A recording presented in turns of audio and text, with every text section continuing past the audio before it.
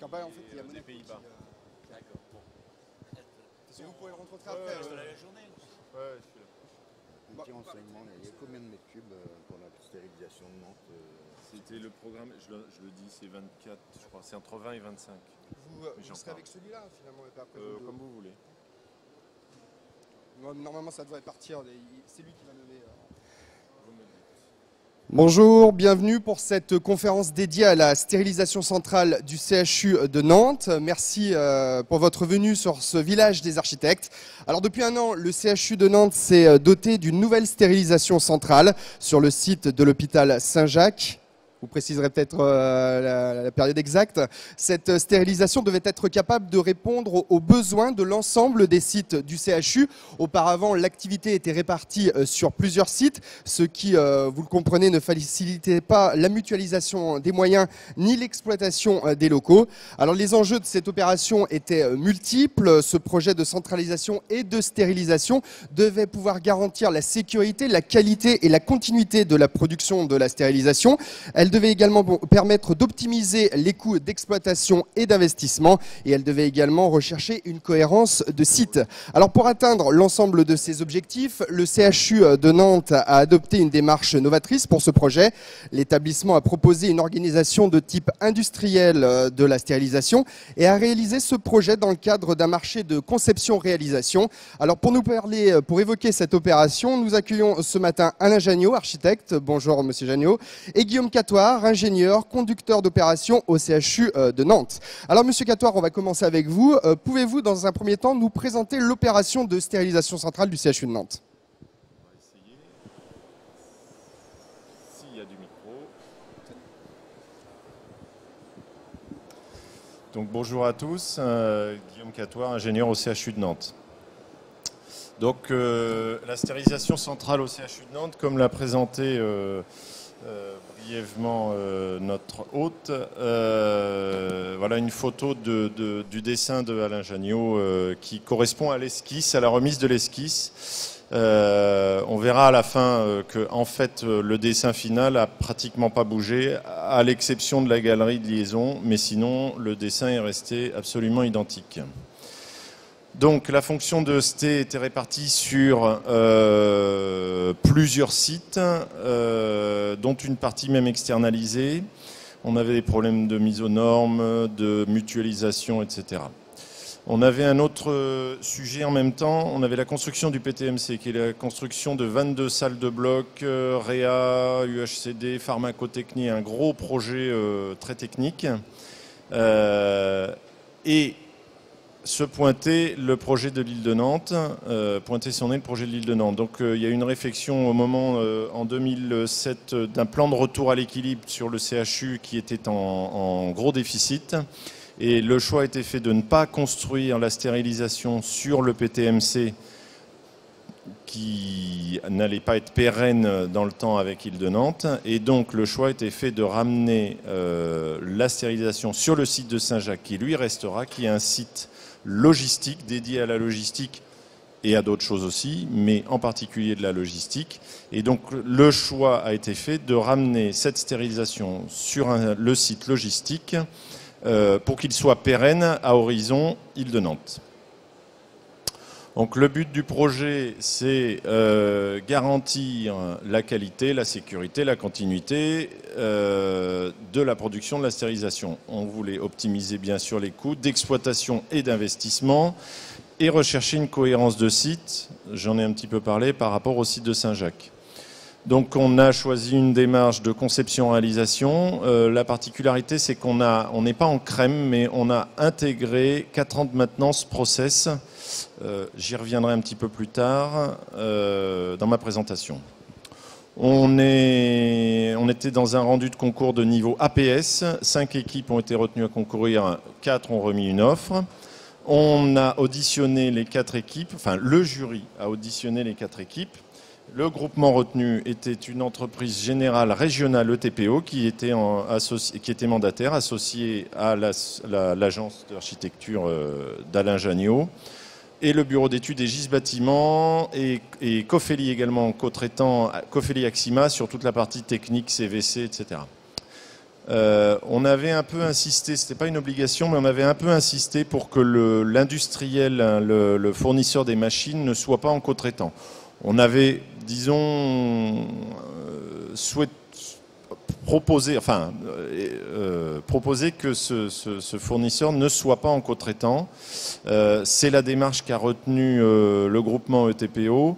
Et voilà, on ne voulait pas que l'industriel mène le projet. On voulait que ce soit un projet avant tout d'organisation et technique.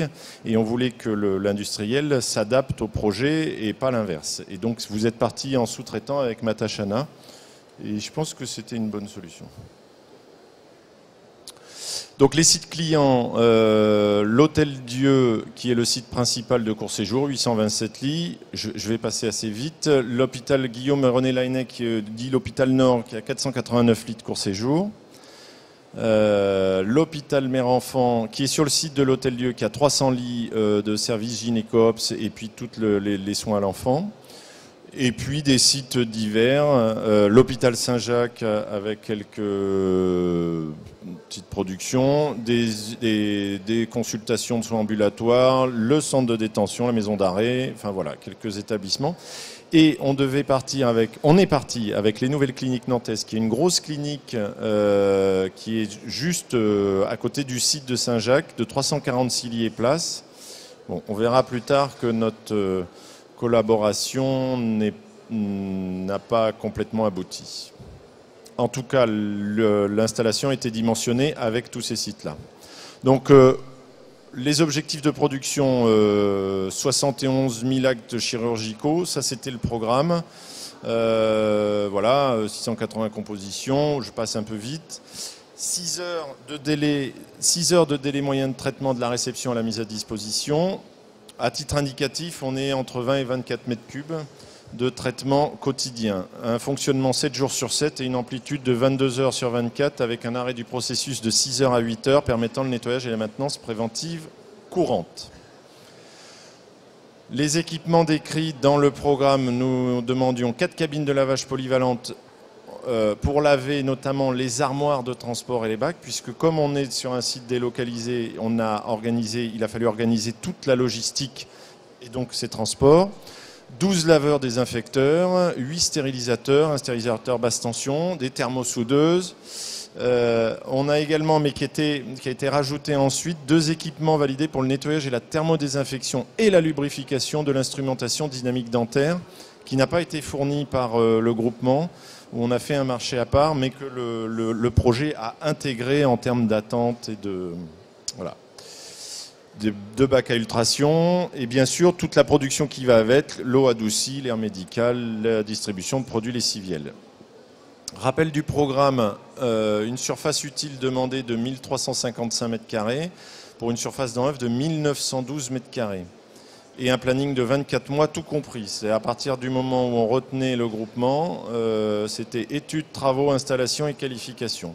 Pour un coût global de 6,8 millions hors taxes travaux, on est sur un TDC de un peu plus de 10 millions, 10,5 millions d'euros, qui comprend bien sûr les études, et puis tous les frais annexes, les prestations intellectuelles, et puis la révision de prix, enfin tout ce qu'on retrouve dans le TDC. Alors, ces chiffres-là, retenez-les, c'est intéressant parce que vous verrez que dans le projet qu'ont remis l'agence d'architecture, on est très très proche et c'est notamment un des faits, un des enjeux. Et c'est aussi grâce à ça, parce que le projet fonctionnait et qu'on était très proche en surface, que l'équipe a gagné. Notamment, puisque ça induit des coûts, forcément, ces surfaces, et on était également dans les coûts. Donc, dans les choix et les demandes qui étaient faites dans le programme, c'était qu'on évite au maximum aux techniciens de maintenance, etc., de rentrer dans les zones de production, notamment les zones de conditionnement. Donc, on a choisi, un peu par sécurité et aussi pour anticiper la norme qu'on pensait qui évoluerait, d'être sur de l'ISO 7 côté conditionnement et ISO 8 côté déchargement, En fait, la nouvelle norme, je ne sais plus le nom, le numéro, la NFS 361, je crois, n'impose pas en fait de l'ISO 7, mais de l'ISO 8. Mais on avait, par sécurité, choisi ce niveau d'asepsie. Donc, on ne souhaitait pas d'intervention, ou au minimum d'intervention de techniciens dans ces zones propres, dans ces zones blanches. Et notamment, on avait demandé à ce qu'on aille jusqu'au bout, c'est-à-dire qu'y compris dans la barre d'autoclave, toutes les maintenances qui est à faire, qu'il n'y ait pas de technicien qui est à rentrer dans cette zone.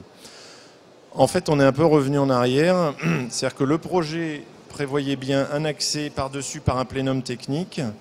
Ce qui s'est passé, c'est qu'on s'est rendu compte que ça posait d'autres difficultés, notamment un technicien qui intervient par une échelle, qui rentre dans un espace exigu, qui est tout seul, qui doit amener ses outils, ses machins, et puis qui de toute façon doit accéder au panneau de contrôle. On s'est rendu compte qu'il y avait un risque pour la personne, c'est-à-dire que s'il tombait, s'il avait un malaise, etc., on n'était plus en sécurité. Donc en fait, on a abandonné cette idée. Par contre, on a imposé à Matashana de retourner son accès de maintenance et de le faire côté, non pas chargement des autoclaves, mais déchargement. Puisque cette zone est beaucoup moins sensible, ce qui n'avait... A priori, ce qui n'était pas l'habitude, et c'est avec les pharmaciens qu'on a travaillé là-dessus, et je crois savoir que Matashana aujourd'hui conçoit tous ces autoclaves avec un accès de maintenance côté déchargement et non pas côté chargement, qui est le côté le plus sensible. Voilà, toute autre opération, donc la seule intervention des techniciens de maintenance qui se fait dans cette zone-là est l'intervention de Matashana sur les autoclaves. Tout le reste se fait par-dessus. On a par exemple les luminaires, le changement des ampoules, etc. se fait par-dessus, donc par un accès au plénum. Tous les changements de filtres, y compris terminaux, se font par-dessus, c'est-à-dire qu'il n'y a pas... À part Matashana, il n'y a pas de petits hommes en bleu qui doivent rentrer dans la zone de production. Alors, on avait intégré également de la maintenance dedans. Donc, petit rappel, la maintenance concerne l'ensemble des actions permettant de maintenir ou de rétablir un bien dans un état spécifié ou en mesure d'assurer un service déterminé selon la norme en vigueur. Donc, nous, on avait dans ces prestations d'entretien et de maintenance préventive et de dépannage, toutes les installations dynamiques. Donc il y avait bien sûr tous les équipements, et puis tout ce qui suivait derrière, la production, le thermique, l'électricité, courant fort, la plomberie, le sanitaire, le traitement d'eau et tous les équipements de process. On avait sorti de cette maintenance, de ce contrat, tout ce qui est courant faible, parce qu'on a en interne, on pensait que ce n'était pas judicieux et au niveau, il y a peu de maintenance dessus et du coup on a sorti tout ce qui était informatique. Les appareils élévateurs, puisque mettre un contrat presque 24/24 sur des appareils élévateurs pour une société qui vient que pour un appareil, c'est pas intéressant. Et donc, comme on a un contrat de maintenance 24/24 sur l'ensemble de l'établissement, on l'a réintégré sur notre contrat global. Idem pour les portes automatiques et tous les aspects statiques du bâtiment, structure, façade. Donc on est vraiment resté que sur le dynamique et le process. Il est entendu que normalement aucun personnel technique n'intervient sur cette maintenance. Donc cette ST fonctionne 24 heures sur 24. On a fait un choix dès l'origine de demander dans notre programme un contrat de maintenance du lundi au samedi de 8h à 18h, avec un délai d'intervention maximum de 24 heures. Par contre, on a assorti ce contrat d'une obligation de résultat avec une disponibilité pour chaque type d'équipement supérieure à 95%. J'y reviendrai dans mes conclusions un petit peu plus tard, c'est-à-dire un taux maximum d'indisponibilité de 5%. La seule intervention, donc après, on va voir qu'en fait, pour répondre à ça et pour ne pas bloquer la production, on a sécurisé complètement le process. La seule intervention ou maintenance ayant un impact sur la production est la maintenance sur les centrales d'air et les filtres qu'on n'a pas doublés.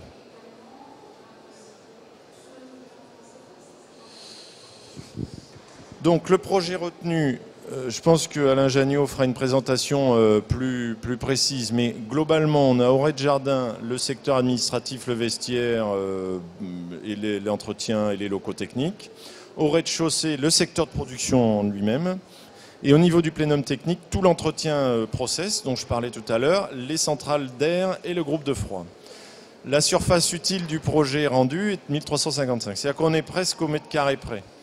Et pour un SDO un tout petit peu supérieur. C'est le seul projet sur les 4 qui respectait d'aussi près les surfaces et donc respectait les coûts. Et on a tenu le planning. Et je dis pas ça parce que monsieur Jagnot est là.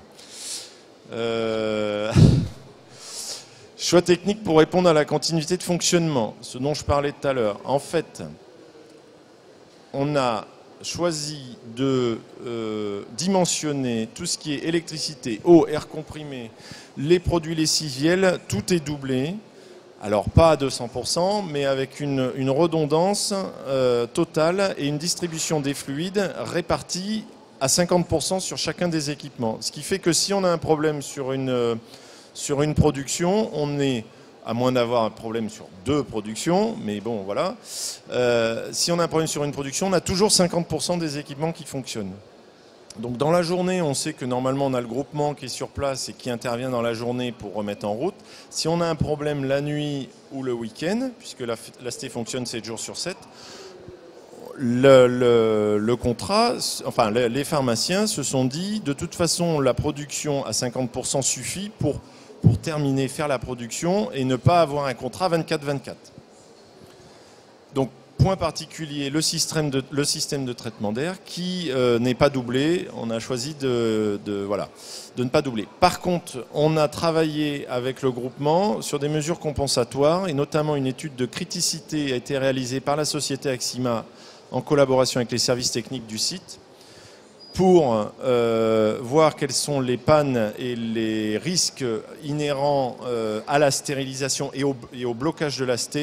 Et donc on a mis en place notamment du matériel pour permettre une réparation presque immédiate. Et donc on a approvisionné du matériel pour pouvoir répondre à ça. Par exemple, on a mis un motoventilateur, puisque le problème c'est que si on a un moteur qui casse sur une centrale d'air, on est en panne pour plusieurs jours, voire semaines, non pas parce qu'on ne sait pas réparer, mais parce qu'il faut commander la pièce. Donc on a fait le choix d'approvisionner en avance cette pièce-là, pour le jour où ça casse, dans les 24 heures, on sait remettre en route la ST. Donc création de stock de pièces détachées, etc. Donc là, c'est des pages vides parce que cette présentation-là, normalement, on rentre dans le détail au niveau du process de l'électricité, du traitement d'eau. Mais ça, normalement, on doit faire ça avec Aegis, le bureau d'études. Bon, je ne développe pas ici. La production de froid, l'air comprimé, les centrales lessivielles. Le principe est toujours à retenir qu'on a doublé la production avec un dimensionnement à 150% et 50% d'alimentation par un circuit et 50% d'alimentation par un autre. Et toujours 50% des équipements capables de fonctionner, sauf si un Boeing vient s'exploser. Voilà. Donc, ce qui est intéressant aujourd'hui, c'est le retour d'expérience. On a réceptionné, les travaux sont terminés au mois de janvier 2013. On a qualifié, enfin le groupement Matachana et le bureau d'études a qualifié. On a mis un peu de temps à qualifier. On avait prévu 3 mois, en fait on a mis 5 mois. Voilà. Donc on a mis en route la stérilisation en juin 2013. Donc on a tout petit peu moins d'1 an de fonctionnement. Donc le retour d'expérience, c'est la procédure de conception-réalisation s'est avérée tout à fait adaptée à la construction d'une ST. Donc moi c'est une procédure que je connaissais pas, que j'avais jamais fait. On a suivi ça, on s'est lancé là-dedans. Ça a été tout à fait intéressant. On a tenu les délais, on a tenu les coûts, on a tenu le projet. On avait des pharmaciens qui, du coup, sont peu intervenus sur des modifications de programme. Voilà. Donc on a des pharmaciens qui ont joué le jeu et respecté le programme. Et on a eu très très peu de modifications, vraiment à la marge. J'en ai parlé, les délais de chantier ont été tenus. Les coûts aussi, on a moins de 3% d'augmentation du forfait d'investissement de départ. On a respecté, on est dans les tolérances, on a respecté le coût TDC. On a même pu intégrer l'évolution de la réglementation en cours de chantier sur notamment la maladie de Creutzfeldt-Jakob, les prions. Donc il a fallu rajouter des produits lessiviels, rajouter du réseau, rajouter des... Donc ça a coûté un peu d'argent. Tout ça s'est intégré dans les plus-values. Par contre, on a mis un peu plus de temps à qualifier que prévu. D'abord parce qu'il faut prévoir un temps de déverminage. C'est une installation technique et ces machines-là, elles ont besoin d'être déverminées. Et on a beaucoup de mises au point, beaucoup de... Voilà. Et puis on a eu également... Au niveau du CHU, un petit problème au départ de disponibilité du personnel et du matériel à stériliser, puisque pour qualifier, il faut en fait faire des cycles et avoir du matériel. Et on n'était au début pas en capacité de fournir tout le matériel pour que cette qualification se fasse dans de bonnes conditions. Aujourd'hui, ce qui pose problème, c'est l'interface et l'organisation avec les blocs opératoires. En fait, avant, on avait la stérilisation qui était sur le site de l'Hôtel-Dieu avec les blocs opératoires qui étaient dans le même bâtiment. On avait des dysfonctionnements, mais c'était rattrapé par la proximité. Aujourd'hui, comme on a du transport, de la logistique à organiser, on a aujourd'hui un peu des dysfonctionnements.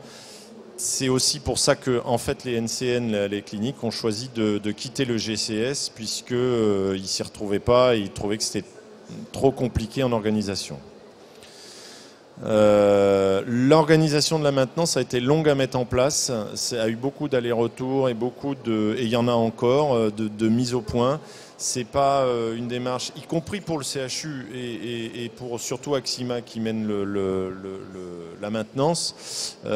C'est pas encore une maintenance totale d'un process. C'est pas complètement rentré dans les mœurs, y compris au niveau des services techniques. Donc il a fallu qu'on trouve des ajustements. Et notamment sur la traçabilité, le retour d'intervention, les délais d'intervention, etc. On aurait pu mettre une obligation de résultat plus contraignante, 95%, finalement, c'est pas énorme. Sur l'année, ça peut être long, 5% de panne, ça peut être long. On a eu des problèmes, j'en ai parlé, de montée en charge, surtout liés à l'organisation de la production. Et aujourd'hui, on n'est pas encore dans un fonctionnement à plein régime. C'est un outil industriel, il doit être géré en tant que tel.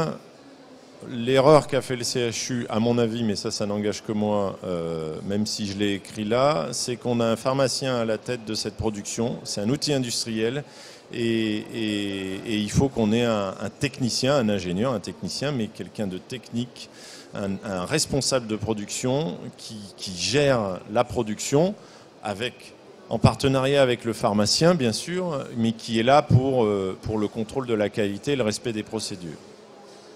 Et je crois que j'en ai fini. Merci Monsieur Catoire, donc du CHU de Nantes. On va laisser la parole à Alain Jagnot. Alors Monsieur Jagnot, quelles sont les grandes lignes architecturales de ce projet ? Alors, on est dans le village des architectes dont j'ai parlé en tant qu'architecte face à un outil industriel, comme le dit Monsieur Catoire. C'est un outil industriel avec une concentration de technologie inhabituelle pour un sujet hospitalier. En fait, l'objet stérilisation, je l'ai abordé comme tout projet hospitalier, c'est-à-dire il faut considérer en priorité sa fonctionnalité, son ergonomie. L'ergonomie pour une stérilisation, c'est extrêmement important.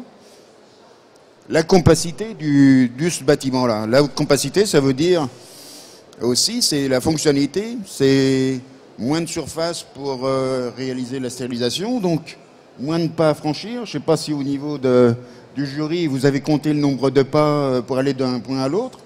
Donc j'ai réussi mon coup. Et puis ça veut dire compacité, ça veut dire une économie de la construction. Là aussi c'est une part importante, surtout dans un concours de conception-construction. Ça veut dire aussi une économie de maintenance et une économie de frais d'exploitation. Une technique sans faille, ben là il faut s'entourer bien sûr d'équipementiers très performants.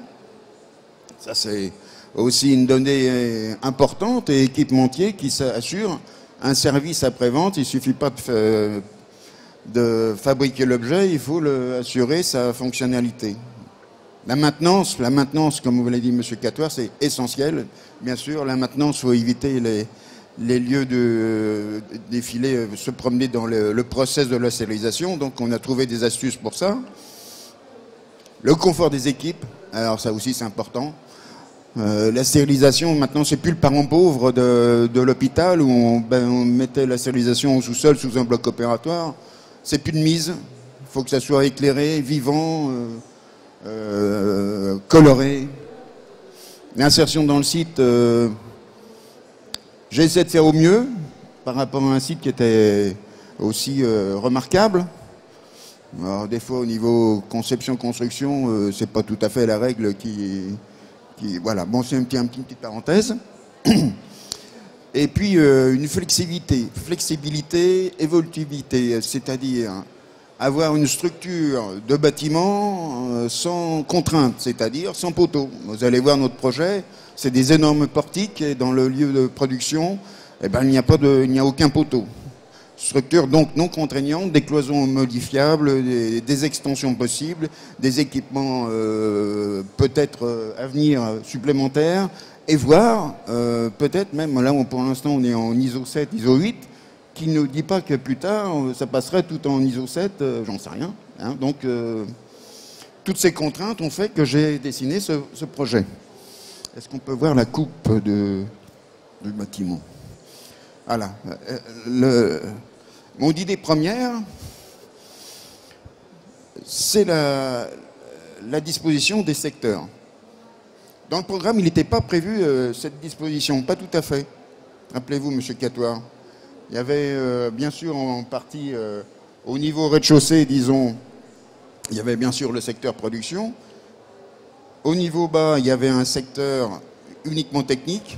Et au niveau haut, on avait tous les vestiaires et tous les bureaux, plus une partie de locaux techniques.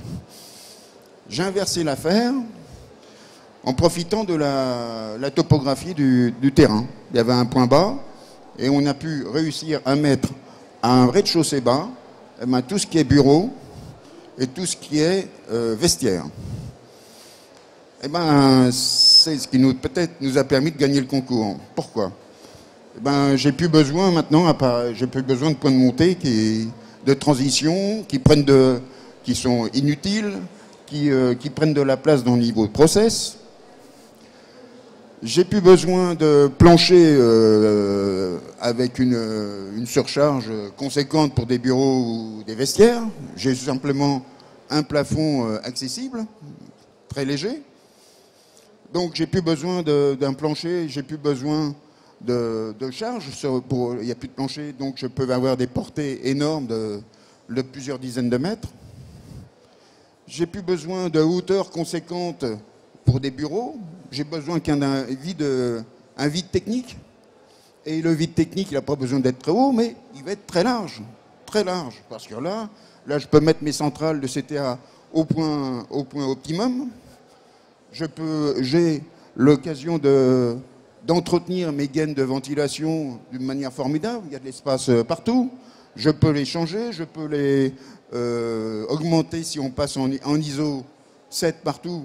Eh ben, je peux travailler là-haut sans incidence majeure au niveau du process. Enfin là, tout ça, ça m'a... Et en plus, ça a diminué le bâtiment. Ici, c'était aussi une donnée du programme parce que vous avez la maison de retraite qui est en face. Donc, moins d'impact visuel par rapport aux fenêtres de la maison de retraite qui se trouve en face. Voilà, tout ce qui nous a conduit à ce type de logique. Alors peut-être on va prendre le niveau, eh ben voilà, peut-être le niveau supérieur, comme ça on n'en parle plus, vous voyez. Là c'est le plénum technique, avec toutes les productions de froid ici à l'extérieur. Et ici vous avez un énorme plénum technique, tout à fait accessible. Et au niveau maintenance, ça facilite bien sûr. Comme vous l'a dit M. Catois, on accède à tous les luminaires par le dessus. On accède pour l'étonnage des gaines sans perturber le process. Donc là, on est arrivé à quelque chose d'optimum. Peut-être on va venir, on regarde le niveau process. Je vais vous expliquer rapidement comment marche la stérilisation. Du moins, une stérilisation, c'est toujours le même principe. Il y a toujours le principe de la marche en avant. On rentre d'un côté, on sort de l'autre, ça fait une espèce de boucle. C'est toujours la même chose. Donc ici, on a le point d'arrivée, avec un hall d'arrivée, avec le local déchet, le local d'écartonnage.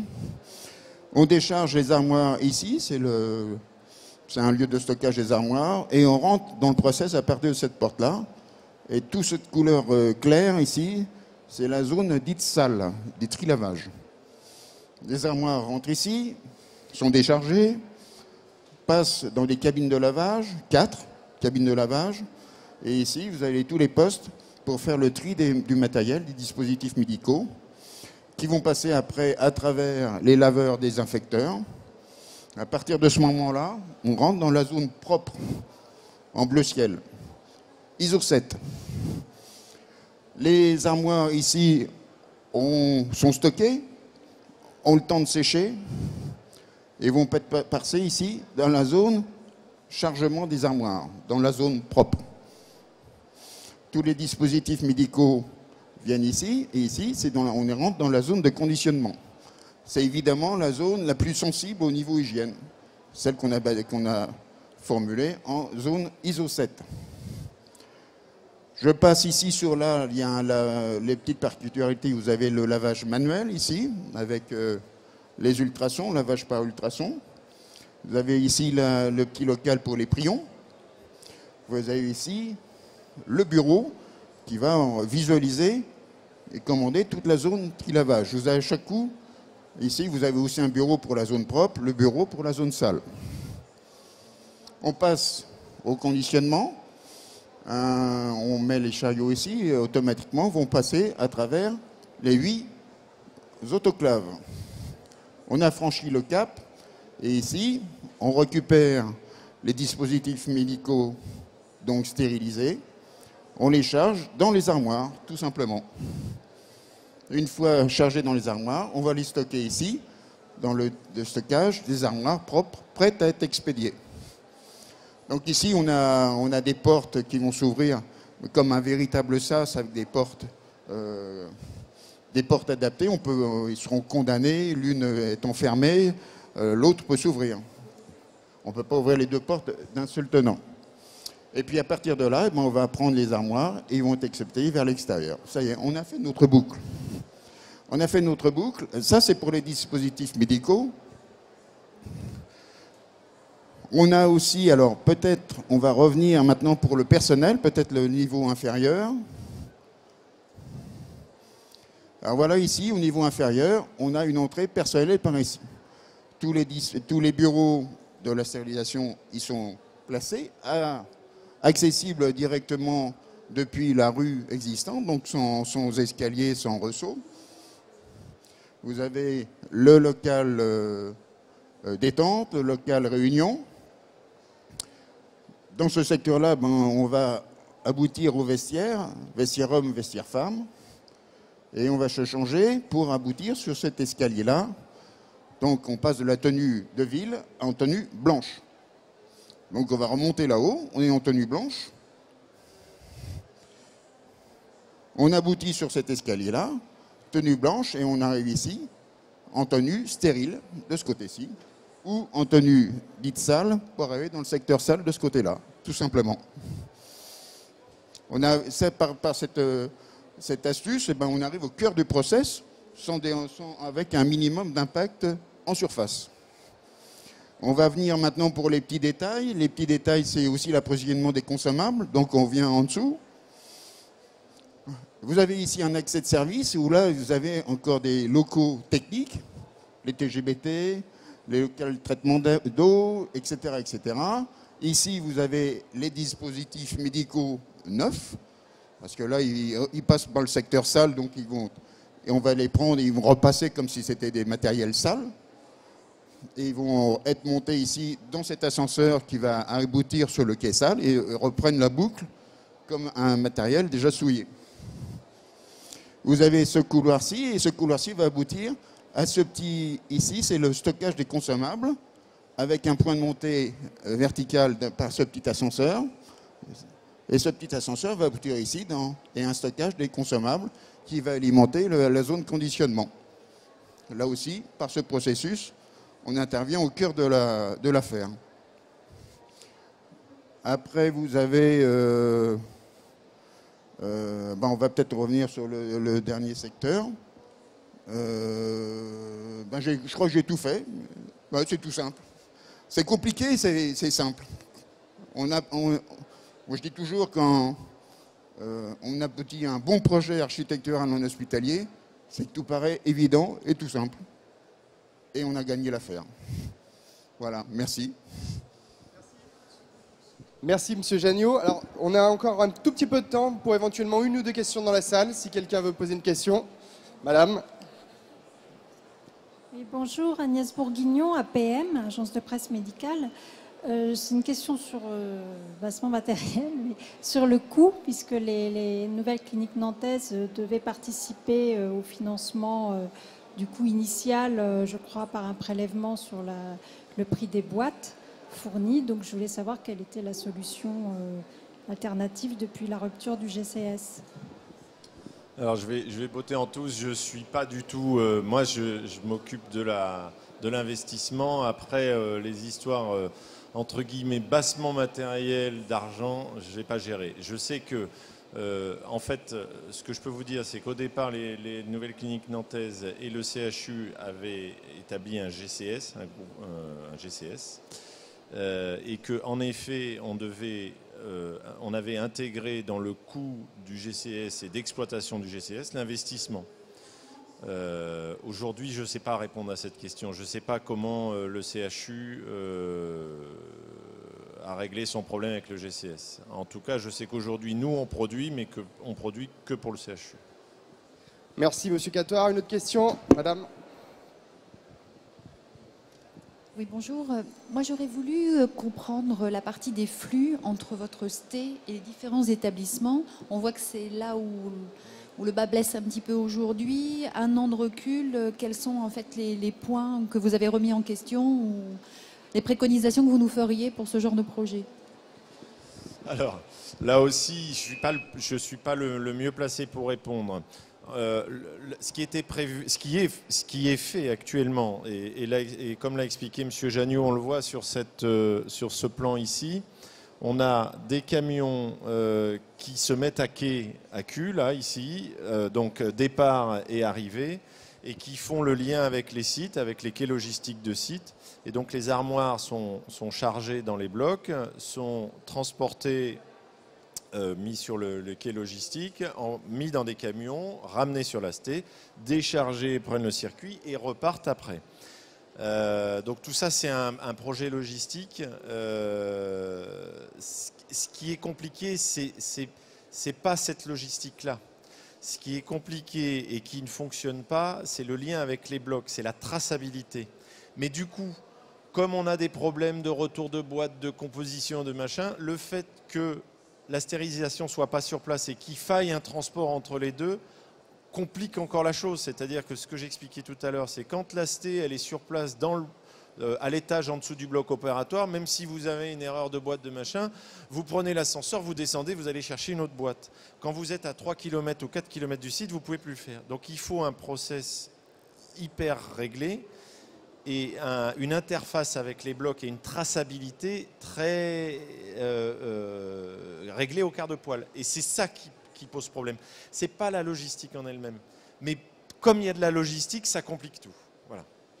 Donc là où il faut être très attentif, c'est surtout, mais ça je ne suis pas le mieux placé, faudrait travailler avec les pharmaciens et les chirurgiens, c'est ce problème d'interface et de traçabilité entre les blocs et la stérilisation, et donc ce problème de recomposition de boîte en fait.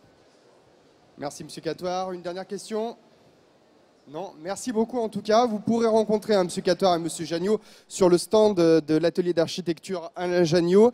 N'oubliez pas, à 10 h, une nouvelle conférence, à 11 h, une nouvelle conférence sur AIA et le nouvel hôpital de Monaco. Merci beaucoup, à tout à l'heure.